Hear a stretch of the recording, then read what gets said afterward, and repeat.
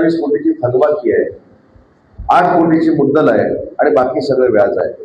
परत शेठ तुमच्या साक्षीनं महाडवासियांच्या डोक्यावरचं हे आर्थिक बर्डन कमी करण्यासाठी कायच बोलत नाही आपण. आता बोलायच्या अगोदरच टाळ्या मिळाल्या. पण सुनीलजी, मी तुमचा सहकारी आहे, भरत शेठच्या कुटुंबातला एक माणूस आहे.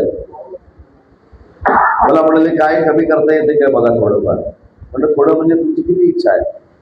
म्हटले बघा आता मी काय सांगू, त्यांच्या मनात जेवढे नव्हते तेवढे 17 कोटी रुपये कमी करण्याचा निर्णय